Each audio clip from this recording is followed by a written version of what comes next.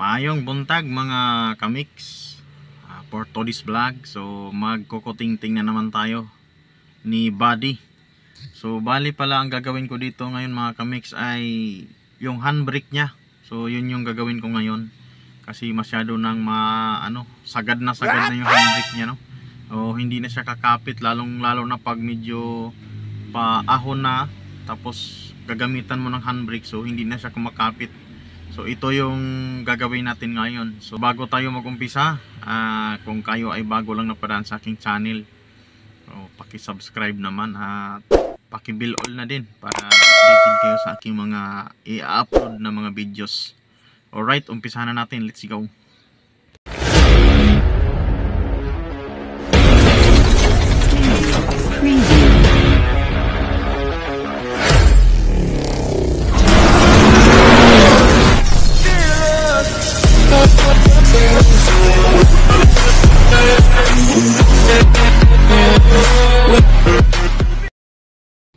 Alright mga kamix, so ito pala yung handbrake nya.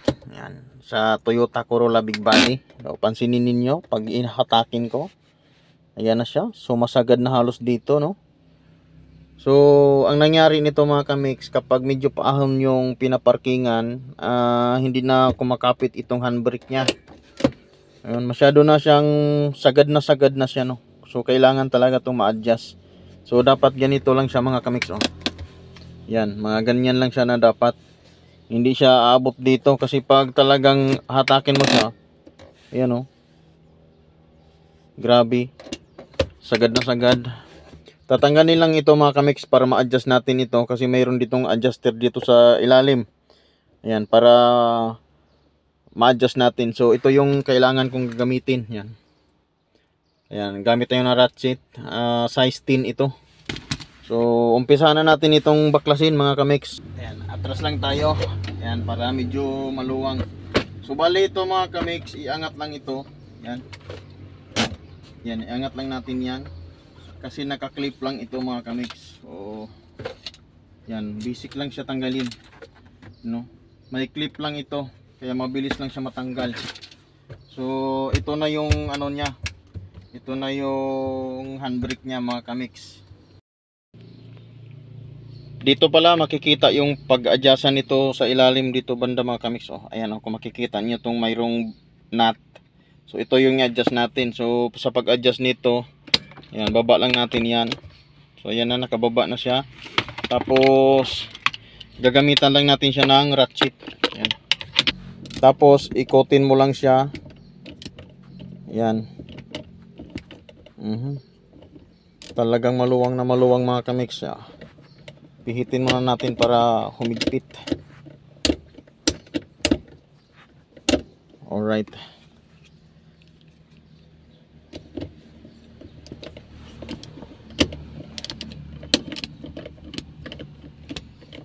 So ano lang natin, pakanan yung pihit natin para sa pag-adjust niya, para tingnan natin mamaya kung nagbabago ba.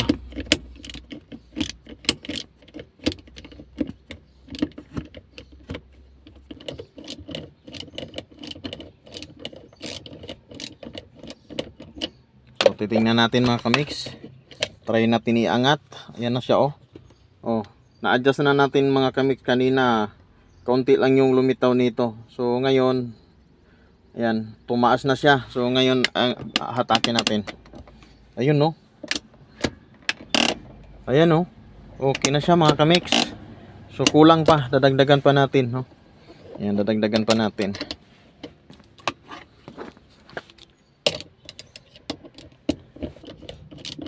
So ayan, okay na siguro yan mga kamix.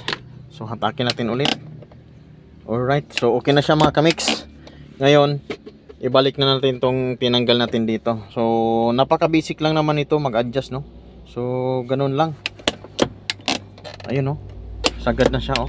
Ayun. Kunting hatak na lang. Yan. Okay na yan mga kamix. So balik na natin tong takip. Yan, balik na natin to mga kamix. So sa pagbalik nito, angat lang natin ito. Yan. So medyo mahirap na to ngayon kasi nagbabago na yung kanyang mga kamix. Pasok lang natin sa nagalaw.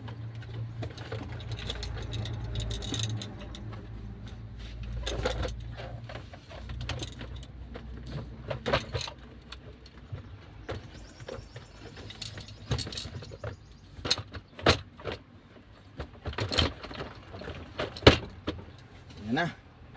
Tapos na tayo mga kamix. So, naibalik na natin yung takip niya mga kamix. Tapos ngayon, hahatakin natin ito. Titingnan natin kung aabot ba siya dito or sumagad ba siya hanggang dito. Katulad kanina. Oh, nakasagad na siya mga kamix. So, ayan na siya. Ayan. So, malaki na yung pinagbago niya. Nasa gitna na siya. So, napaka-importante kasi nito mga kamix, itong handbrake, no? Lalong-lalo na pag medyo alanganin yung ating parking. So kailangan kumakapit siya mga kamix. Kasi baka mamaya medyo paangat yung binaparkingan natin sa sasakyan at biglang umatras. So medyo mahirap yun. So sinishare ko lang sa inyo ito. Alam ko naman na marami nang marunong nito. So sa mga ano lang, sa mga hindi pa marunong, ayun, ganun lang sa pag-adjust.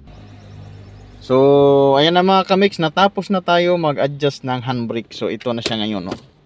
Yan, malaking pinagbago na. Hindi katulad kanina na sagad na sagad. So ayun lang. So si body pala ay papakita ko din sa inyo. So si body pala mga kamix ay pinipinturahan siya. So hindi pa siya tapos. So ayan, no, kung makita ninyo yung dito dati bukol-bukol. So ito na siya ngayon. So hindi pa siya natatapos mga kamix. Bali kinuha ko muna siya doon sa pinagpinturahan namin.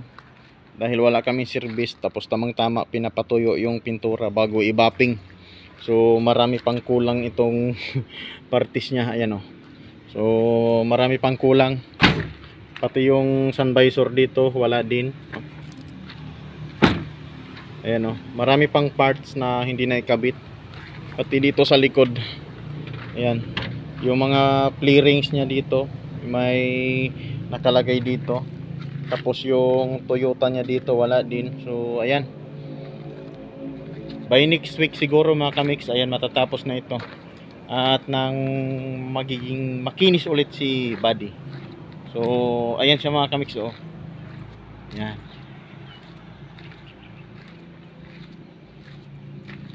Ayan na siya, medyo makintab na siya at marami pa akong babaguhin dito. So kailangan lang natin ng siyempre money pangbili ng parts. Hanggang dito na lang yung video natin mga kamix. Thank you sa inyong support. Don't forget to subscribe, like and share na din mga kamix. Bye bye.